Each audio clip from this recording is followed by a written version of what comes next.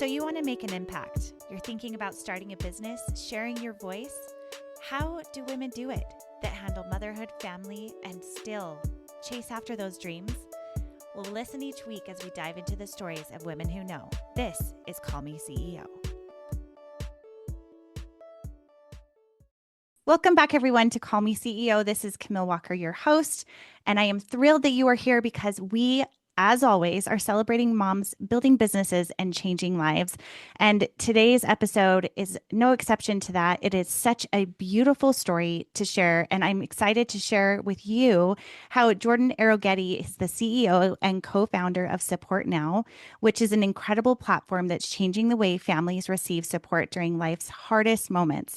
After experiencing loss in her own life, Jordan built a company that has now supported over 150,000 users and help facilitate more than 10 million in donations for families navigating diagnosis, disability, and grief. And here's the part that will hit home for so many of you is that she's doing all of this while raising 3 kids under 6 and building a business alongside her husband, refinishing a kitchen, and podcasting with a podcast called Moms Like Me, which is all about teaching supporters how to show up for others when they are going through the most difficult of life seasons and highlighting extraordinary, ordinary moms. And I love that approach. That's so relatable to me because that's what I want to do here too. So thank you so much, Jordan, for being on the show today. And I'm so excited to hear more about everything that you're doing. Thank you. It's always a pleasure to meet other like-minded moms and to share more about what we're building over here. Yeah. So take us back. What is happening in your life and what led you to create SupportNow? Yeah, so the SupportNow journey, I often categorize as the epitome of a pivot. So the backstory for me, my background is in sales. I was a technology sales rep for a B2B company here in Atlanta for 7 years. I always say I got extraordinarily lucky. I'm the lucky one that found a company pre-Series A and rode that kind of rise of that business for about 7.5 years. And then that company ended up selling for $2.3 billion back in 2021. Wow. And it was with that, I became a sales rep. My first job with them was an SDR. My job was just to cold call all day long and set up meetings for account executives. Very sexy stuff. And then I got promoted to an account executive and then rose the ranks of the sales organization from that point on. And it was in that chapter that I really developed an interest and an eye towards startups and entrepreneurship. It was quite revealing to me. I was so blessed to work with the most incredible humans and exceptional leadership.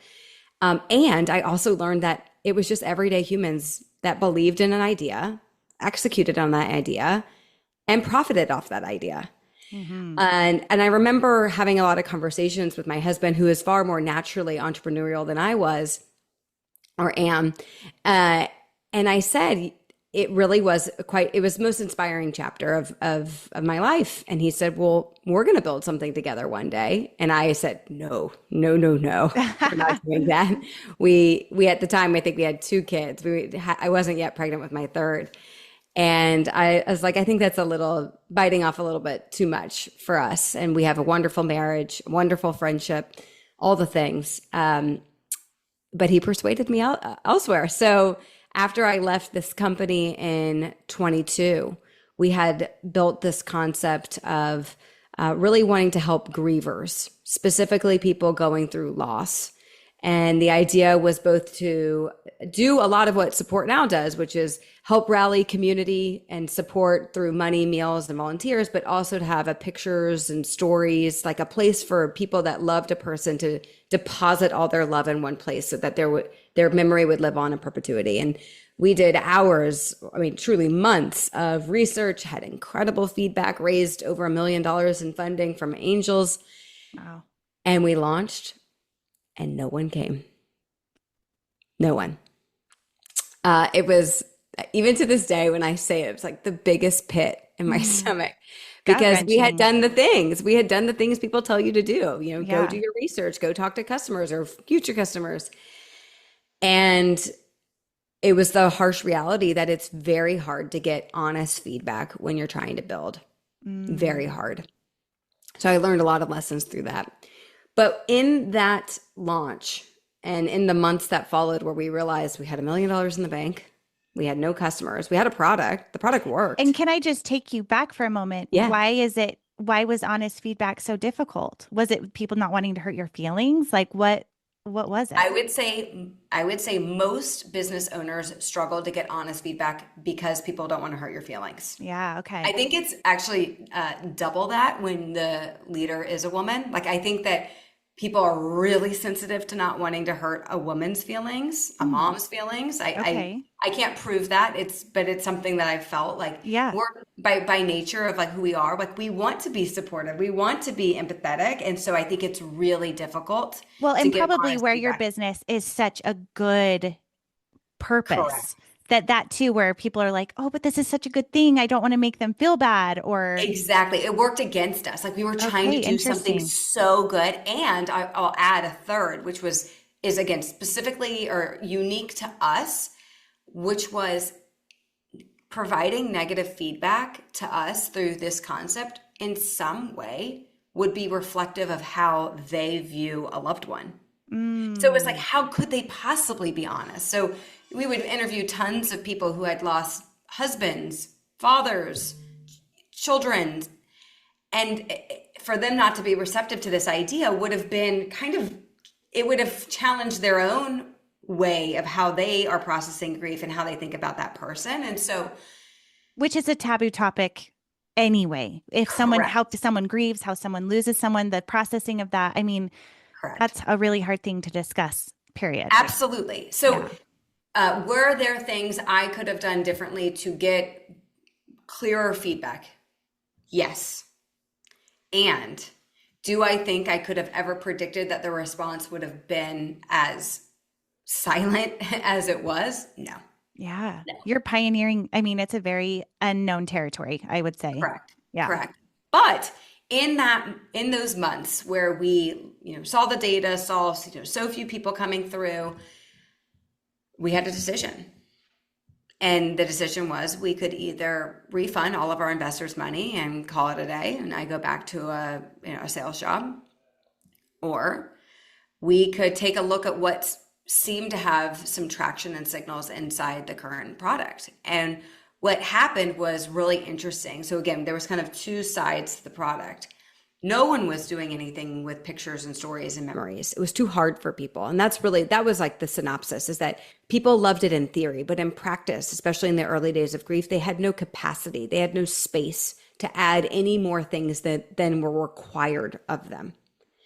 But on the support registry side, what was happening is we'd get people coming inbound saying, hey, I have a friend who just got diagnosed with breast cancer, and I really like what you're doing here, but she's not going to die.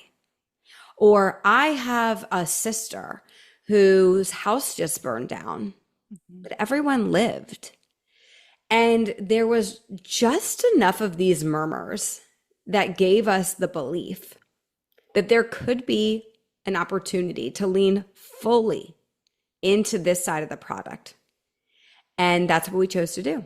So within a couple of months, we rebranded, same cap table. So changed the name of the company, changed the look and feel of the product, same cap table, and we relaunched as SupportNow in September of 23. Okay. And since then, it's a very different story. As you mentioned in the intro, actually, I think now it's probably closer to 180,000 users. Wow. We've already eclipsed 11 million. We're very close to $12 million raised for families through our platform. And it turned out to be a very sound decision. That's so neat. So, for those who are unfamiliar, because I didn't really give you an opportunity to say exactly what it is for people who are wanting to see and maybe be a user of your product right now, give us a rundown of who is using your website, how are they using it, and what problem that it solves. Yeah. We've all been the recipient of that text message, the email, the Facebook notification that someone we love is going through something major: cancer, loss, NICU baby, house fire. And everyone's first instinct after what happened is, what can I do to help? Hmm. And naturally, there's a wave of overwhelm that happens because you have to decide between, am I going to send money? Am I going to send meals? Can I volunteer? Where can I read updates? SupportNow is the first and only family support platform that brings together raising money, organizing meals, coordinating volunteers, and sharing updates all together in one place. What's unique about SupportNow is not only is it free, but it's also customizable, meaning if you only want to fundraise, great. If you only want to organize meals, that's fine too. So you can use any combination of our features at any point in time, and families keep more of the money than they would on any other crowdfunding platform. So Mm. it's this really beautiful mosaic of the reactions that everyday people have when these things happen, but taking away the overwhelm both for the community that loves that family and certainly taking away the overwhelm of the family that is getting inundated with the text messages, well-intended text messages of what can I do to help? Yeah, that's actually the question I was going to ask because that is a question of, well, if you need anything, Yeah. is that, is it, do you have users that are using it preemptively in terms of like if something were to happen to them and they set one up for themselves, or is it only for people who, in a way, volunteer this family or create a profile for them? Like, do you have people Yeah. creating it both ways? The majority of people that create a support now are creating it for somebody else. Okay. We call these people organizers. Yeah. I call them the maid of honor. Most of our customers are women, they're moms. Yeah. They're the people that naturally step up in their community when things happen. These are women that typically are involved in a house of worship, in a school, and in their community. And so most of the time we see families, or excuse me, women setting up support now because someone they love is going through something and they're the person kind of charged leading the effort. So it isn't so overwhelming. However, anyone can create a support now.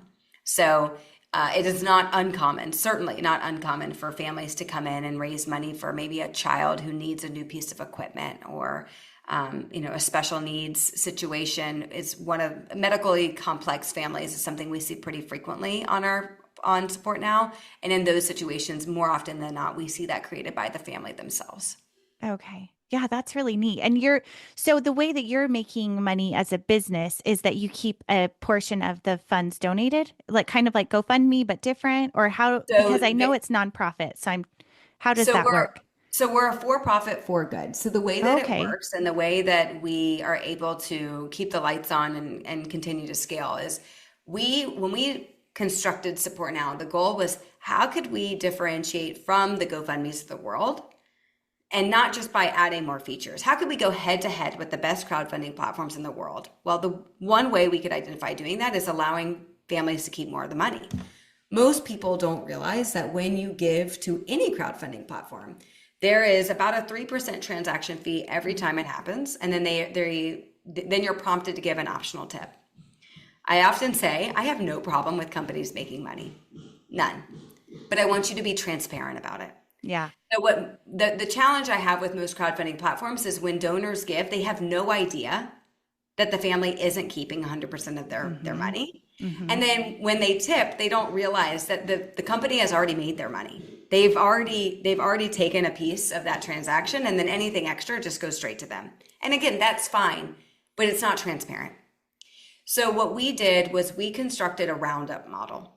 So when supporters go to give a donation to one of our families, if money is turned on, because again, even having money turned on is an option, the donor is prompted with a roundup. And if the person rounds up, it's not to the nearest dollar, it's a percentage. The family will keep 100% of the intended gift. And then the Wow. delta of that allows us to pay processing fees. Yeah. And then from there, that revenue is what we use to continue to grow and scale.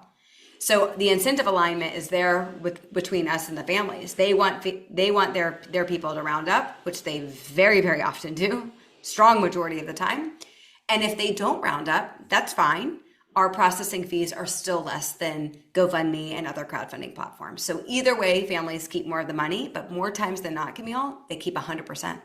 Wow, that's amazing. I'm so glad I'm learning about this because I feel like I have seen GoFundMe. I don't even think I've seen support now in that way. And especially with the fees involved, I know that fees are taken from that, but I know a lot of people don't know that part. So the fact that Yeah. you're doing that differently and the right way, in my opinion. That is so awesome that Thank you you. do that and provide so many services. So if people set up like a meal train or service hours, that's free. And then if they donate money, then a portion of that, of course, for you to keep your lights on is going towards your business. Effectively, Yeah. when you round up, we are able to provide our services at no cost. If you don't round up, we actually lose money when people don't round up. Oh, But interesting. it's Okay. worth it to us in the Yeah. long term. It's there's a balance, right? You have to Yeah. manage your burn and manage your runway, but while also managing the longevity of a brand and what we're trying to represent and who we are. Yeah. So there's a balance in that, but I'm always very pleased to look at our roundup percentages week over week to see it's healthy. People understand what we're trying to do, and I think similar to what you just said, when people actually realize how this market actually capitalizes, it's very much an aha moment. And Mhm. the number one challenge of any startup is, or maybe not every, but for us, it's just brand awareness. So I'm never surprised when people say I haven't heard of you. It's like, yeah, we've been around for 2 years competing Yeah. against the 800-pound gorilla in the space. And what's incredibly intoxicating about Support Now is that these things never stop. Like the total addressable market is so huge. People don't stop getting diagnosis or having car Yeah. accidents or it never ends. So I have such a strong conviction and such a heavy belief that ultimately the people that win stay true to who they are. And Mhm. once we can communicate that to the masses, there is nothing stopping us from serving 100 million families. Yeah, that's amazing. Can you share with us a story of a family that deeply impacted you or something that you went through that changed your life for the better? I mean, what a fun job. And I'm sure you have many, numerous that you can't even name at this point. But is there one that sticks out that you'd like to share? Oh my gosh, there's so many. The best part of my job is you get to wake up and serve people and provide for your family. Like there's just nothing better in the world. And that's like an alignment that I feel like I have dreamt of my entire life. And people find this unique. I don't have a sad story. I don't have a dramatic loss in my life. I don't have one of those moments where my life just changed, like knock on wood, I like it that way. This whole concept was birthed in COVID when I was on the receiving end of the text messages, the emails, the phone calls that people I loved were going through really difficult things. Mhm. And the challenge that I kept running into, or really what I was observing, is that we lived in a culture of cash and casseroles, and I didn't understand it. I didn't understand why support had been so siloed to be money or meals, and that's it. When I was actually communicating with friends and family members that they needed so much more. So, kind of like generally, I don't have like this really beautiful story to share. I will say what's really special about Support Now and a family that has affected probably me the most was the first family we ever served at Support Now. And it's the Toby Lewis family. This man was a Marine, 3 children, and he died in a very fluke helicopter accident one weekend. Mm. Leaves behind just the most beautiful family. And they were the first family to ever use Support Now, and they used everything. They raised money, they organized meals, they used our volunteer lend a hand feature for everything from taking out the trash to prayer. And it was and is still, to me, one of the most beautiful illustrations of what we do. And they had no shortage of community. There was thousands of people that were trying to help them. But we got to be the shield for this widow as she processed the idea of living her life without her husband. Mhm. And it sticks with me. It sticks with me every year when it comes around because I'm so grateful that they gave us a chance. And it was just the most beautiful thing to just see this theory that people wanted to do more, doing more. Yeah. Oh, I love the way that you said that, a shield for the widow to process, because that is such a real thing where people want to help, but they don't want to be annoying, but they also don't know what you need, but they also don't want to be in your way. And so it's a push and a pull for the receiver and the people who want to give. And so the fact that you have a way to facilitate that where it makes it seamless and beautiful for people wanting to serve and give and the receiver, that is amazing. Thank you. Thank you. Yeah. Is there anything that you are wanting to change or that I guess you shared with us learning something the hard way was, having people respond to you and getting that feedback. But are there any other lessons that you've learned since building this that maybe are ways that people want to be served or loved when they're struggling and people don't know it or don't understand it? Is there something like that that you've learned in these last few years with that? The it's interesting. I think about this question a lot. And outside of brand awareness, the biggest challenge to our business is that most people are deathly afraid of asking for help. Mm, yeah, I could Asking see for that. help is I would put it up there with fear of public speaking, snakes, fear of dying. Yes. Like it's right up there. It's I would say it's more prominent in our country. Mm, We have somehow crept into this society and culture that asking for help is a sign of weakness, yes. that like I'm not capable. I think social media has a lot to do with it. I think the way that we physically live has a lot to do with it. Like we weren't always like this. We've evolved into this. Mm-hmm. So one of the things, my biggest piece of advice to people is just do it. Because, and what I mean by that is when you see or hear the news that someone you love is going through something and you're like, oh, I don't know. I don't know if do they need money? I don't know if they want meals.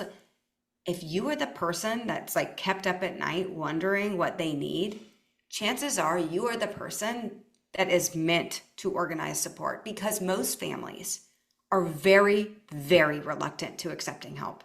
Mm-hmm. And most families are so grateful when they actually have it.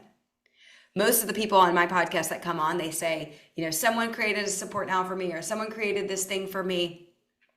And I don't know what I would have done without it, but I'm so glad they did it, because if they would have asked me, I would have said no. Yeah. And so it's the inaction that is my biggest, I would say, like, plea to people, is like, don't let the fear of doing it wrong get in the way of doing something. Mm, Because when families, particularly those related to loss, are going through grief, they go through something called decision fatigue. yes. And that decision fatigue makes it such that if you are asking any sort of open-ended question, even a closed-ended question, but you are not going to get a response. But that does not mean they don't need support. It just means that they don't have capacity to think straight. And there typically is a very unique window to galvanize and to create momentum across a community. Doesn't mean it can't happen months or weeks later. But typically when news breaks, that is the best time to step in. It's how our brain processes reacting to major events. It's like, I want to do something now. So the longer that goes, the more that desire begins to fade. And so someone has to step in. And again, the fear of doing it wrong or being too much, the worst thing that happens is they say, thank you. I know you meant the best, but we really don't want this right now. But guess what? They're not mad at you for doing it. In fact, they're grateful that they have someone in their lives that's willing to actually put forth the effort and the time and the care to do it. What hurts families much more is not having the capacity to ask, and no one does anything. And then they're questioning friendships, relationships. Oh, yeah. And that's where that isolation really sets in, and the mental health really sets in for families, and questioning where they are and who they are and what they're going to need moving forward. Yeah. Would you say or agree with what people really need on top of everything is connection, where just feeling like people are aware, people care. And so even if it is, you're not doing it perfectly, but maybe you show up with something, or you offer to serve, or you show up at the door. I live in a pretty tight community, and a lot of us are in a similar religious belief, which helps in a community aspect because we keep each other aware of needs more often. And we discuss things like this quite a bit, of like, how do we show up and give support? And one of the number one lessons I've learned over and over again is it's the people that show up at the door and they say, I'm here and I have 3 hours open. It's dedicated just for you. What can I do for you? Or Yep. I'm coming in and or they don't even ask. They say, I'm coming in and I'm doing your dishes, or I'm going to do your laundry. If you need anything else while I'm here, let me know. Or it's just sitting with them. So I love that your call is to support now, is to action, because imperfect action is immediate connection. And I think that that's what people is what they're really wanting and needing. I couldn't say it better. I really couldn't say it better. I also am from a small religious community. I'm Jewish, and so by nature, we're just extremely tribal, right? We have our traditions, we have our customs, and so it's an interesting thing where I feel like I've infused my own experience supporting people within my faith into a product that can be used by anybody, Mm-hmm. and it's really like it's such a beautiful thing to be a part of a community that tends to be more tribal, because you don't second guess. Whereas I think when you're part of a large majority and there's less structure, that's when there's a lot of doubt and question marks. And of course, through SupportNow and through the experiences that we've witnessed through our platform, the thousands of families, not millions of people we've helped so far, you learn so much about how you can infuse like what people are actually doing and then making that features into your product. Like, it is the best of human connection. I actually was fortunate enough to give a TEDx talk in February of 25, and it was on the concept of support languages. We all know our love language. What's your support language? What's the natural way that you look to give help in a time of need? And there's 8 different support languages. But the thesis of the talk is just what you said, Camille. Ultimately, it's about making sure families don't feel alone. It's about getting back to that connective tissue inside of all of us, because humans by nature are designed to be helpful to one another. We've just crept into these bad habits through, again, a series of things, some in our control and some that aren't.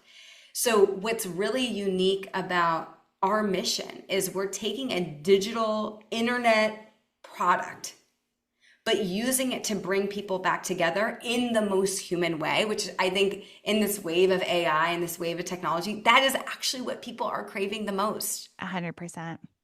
And so it's such an honor and a privilege to be able to not just serve families in this way, but to feel like we're truly being a part of a movement that is changing the way that people both ask and receive help, that ultimately creates stronger relationships for our communities. Yeah.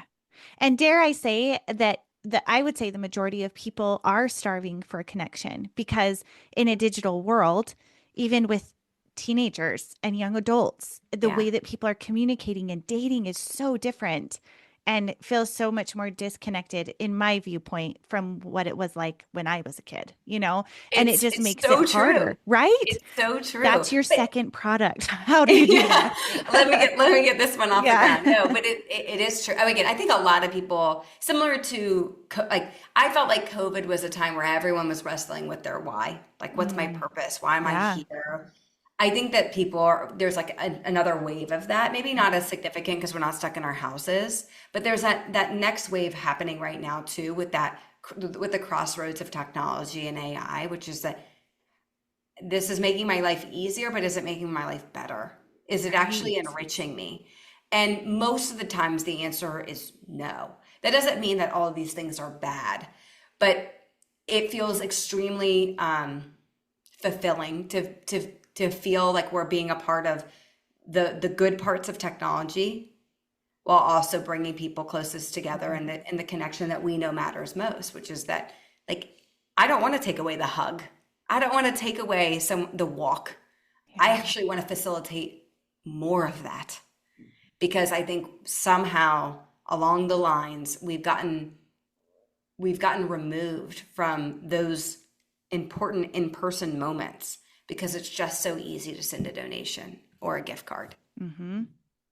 Oh, yeah. As you're speaking, I just keep thinking it's like keeping us interweaving as a woven tapestry rather than like going just in our own direction, in our little Yeah. field of vision Yeah. that can be this small when we have screens that keep us occupied and busy and purposeful in ways that we're all busy and we're doing good things, but it's like that interwovenness that is missing. Well, and as moms, like something I think about all the time is we moms talk about all the time how you have to model behaviors for your kids. We have to model not just giving support. We have to model asking for help. Like if Yeah. we want our kids to feel comfortable coming to us saying, I'm having a bad day, or I need help with this, or I'm not feeling right today. We as parents, and I think as moms, I take this part very, we have to be able to model that to our kids. So Hmm. these things matter. And that's where when people say, well, how do you overcome the asking for help thing? It's like, well, you do it for your children. Because there was a generation of parents and adults that never prioritized it. I believe we see that now. A Like we hundred percent. see the repercussions of that. Yes. And that's where like what a gift to be a part of a generation of women that are more comfortable saying the things that are difficult, saying the things they need help with. Now, I think we can take that a step further. And again, support now itself won't solve all that, but we can certainly be a dramatic step in the right direction and provide an offering and a solution that feels far more approachable and realistic than a lot of the other tools that are out there that kind of feel like a handout. They make you feel like, ugh, I don't want that, so I'm not going to ask for anything. It's like, no, but what if there's a better way of Right. facilitating that that's actually in line with the humans that you know and the beliefs that we all share? Yeah. Oh, I love it. Okay, let's switch gears a little bit to being a busy mom, having these little children, and co founding this with your husband. What are some boundaries or systems that you've put in place to be able to be successful in this? And I say that knowing there are days we struggle, of course, but what are some ideas or ways that you've been able to build boundaries or systems that make it work? Surprise, surprise, I'm going to say having a support system. I could never, ever do this without the help of my in-laws, my parents, even my siblings and my sister-in-law and brother-in-law. I am so lucky. I live less than 3 miles from all of those people. Amazing. And it's part of why I'll never leave Atlanta. Like I always say, there's no amount of money that anyone could ever Yes. throw at me that would make me leave Atlanta. It is my home, like home in the strongest sense of the word. Mm, And because of that support system, it allows me to do things that I think a lot of founders and entrepreneurs, CEOs struggle with, which is say no to things or setting boundaries. I've of course set them. But when I have a really exciting opportunity or when I need to work late or when something is on fire, I have people I can turn to and I'm not afraid to ask. And I think that for me, it was like the biggest unlock. It didn't really happen until my second was born in COVID, 2 under 2, the whole thing. oh my gosh. But once I got over the fear that someone was going to judge me because I was using my support system, I was able to move significantly faster. And again, set the example that I should be setting both for my children and frankly for the company that we're building. Right. With my husband, we have such a unique relationship. We started out as friends and we didn't start dating until years later. And so what's so fun and unique about that is we have our communication style is such that we can be really direct with each other without ever hurting one another's feelings. So there's not this like 8 o'clock at night, we stop working. No, like we're a super scrappy startup. Like that doesn't not exist. But we do have a rule that whenever one person says, I'm done, like I'm checked out for the night, like I can't, it stops. Now that can happen at 10 o'clock at night. That could also happen at 7 o'clock at night. So it just depends on the season. And I think, one of, as I'm sure many of your guests have talked about before, the misconception of work-life balance, like, yeah, not a thing. Work-life integration is certainly more of the real way of looking at it, but it's not pretty. It's not always pretty. It is messy. And as much as I wish I had this beautiful, calendar of all, it doesn't work like that for us. We're too agile. And I personally, I'm a type A person, but a type B mom. So I like to keep my options open for the kids. So if the weather's beautiful, I want to be able to just go outside and play with them. But if it's not and I can throw on a movie, guess what? I'm going to do that. So I've learned to just lower the bar of what I think it's supposed to be. Like I felt like my early years of motherhood, I kept projecting like, oh, this is what moms do. This is what good moms look like. This is what good business leaders look like. And instead, I've just adjusted to who I actually am. And because of that, I think I'm a much better mom. And I'm a much better business leader because I'm not trying to fit within the confines of what people tell you entrepreneurship and leadership is supposed to look like. Yeah. Ooh, I love that. That is all so beautiful. And how old is your oldest now? My oldest recently turned 7. So I have a 7-year-old, a 6-year-old, and a 3-year-old. Okay. Well, the fact that you figured out that part so soon is fantastic because I feel like in the first few years of parenthood, we're like, okay, I got to do everything right. And what am I doing? And it should look like this. And how am I? And then I kind of think it's after the second kid, you take a deep breath and you're like, okay, well, that doesn't need to look exactly that way. And we're still here and they're having a good time. And it's more about the feeling in your home than it has to look a certain way, right? You want to come into your home and for your kids to know they're loved and that you're going to create safety and a place for them to grow and develop into their own unique selves. And that is where there's rest in that feeling. And I love that you're there. I'm there. And again, there's hard days, no doubt. Totally. I mean, I always say my first Wait till they really, turn 18. Mine just yeah, exactly. Wait until this. It's I know that I'm living the best years of my life right now. I know it. So I just try not to wish it away, even on the hard days. And I had 2 under 2 in COVID, which was extremely difficult. I lost childcare for 6 months. Didn't have any of the resources I thought we were going to be able to use the second time around. Like when I was so excited, I'm like, oh, I've learned so much from my first, all that. And even so, for me, getting out of the COVID years and getting my kids out of diapers, like that alone has just been such a massive unlock. Yeah. Because I know I do have a hard time remembering those early days. And so I try really hard not to wish the hard away because I know it's the hard that I will crave later on. Even as SupportNow is beginning to scale, I look at us and I look at what we're achieving on a day-to-day basis, a week-to-week basis, a quarterly basis. And I already look back at the hard thinking, well, that was kind of like the good old days. And so trying to keep myself really humbled in the hard is very, very important. Yeah, that's beautiful. What is one non-negotiable in your daily routine? Do you have anything that is like, oh, this is a must for me? Other than coffee. It could be coffee. I mean, that could be it, truly. Oh gosh, I don't have anything like that. I try to work out as much as I can, but I don't do that every day. I would say my one non-negotiable is getting outside. Like I have to get outside. I have to touch grass. I have to look up. That whether I physically ground myself in the grass or not, I have found the days that I work outside a ton. Like most of my meetings I take on a patio, or we have this really awesome swing on our balcony. I take most of my calls out there because that really does help reduce the noise and helps me single into what is the thing that actually needs my attention.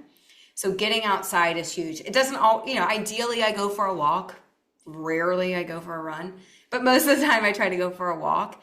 And that little bit of pep in my step is very important. I will say something more recent that has been, I talk often to other women CEOs about the struggle to find hobbies.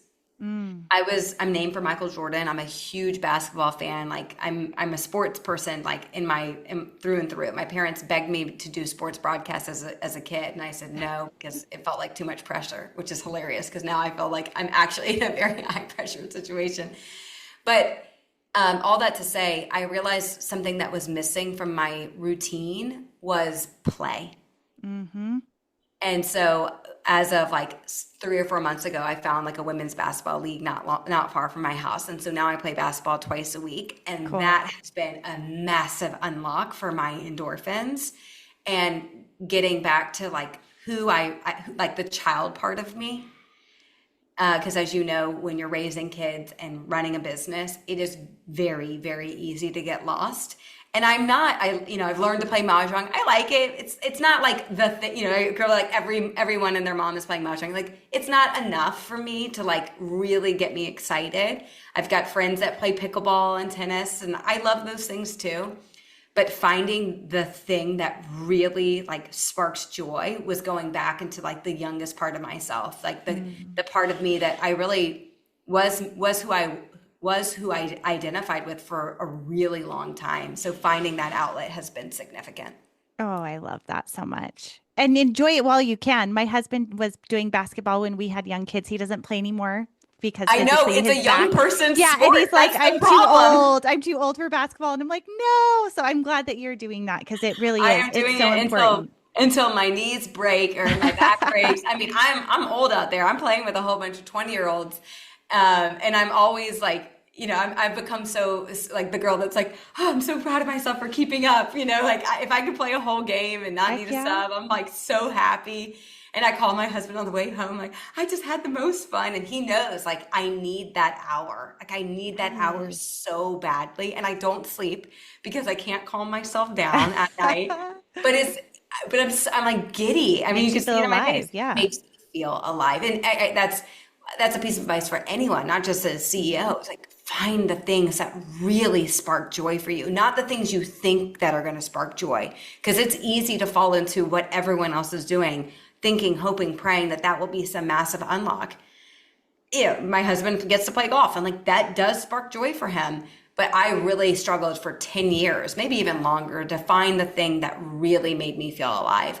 And so being able to tap back into that has been significant. I love it. Jordan, this has been such a powerful conversation. And I know so many women listening right now are going to walk away feeling seen and also with real, tangible ways of supporting other people. And Thank you. through Support Now, this resource, I am so thrilled that I know about it. I'm going to shout it from the rooftops. And I'm so excited that you've built something that is so tangible and easy to understand. So thank you truly for Thanks, creating Camille. it. I appreciate the platform to share more and keep up all the incredible work you're doing to amplify more of these female voices. Well, thank you. And tell everyone where they can connect with you, create an account. If I'm sure people listening right now are thinking, oh, I am thinking of this loved one and Yeah. I want to set one up right now. So please tell us where we can find that information. Yeah, so the easiest way to create a Support Now is at our website, supportnow.org.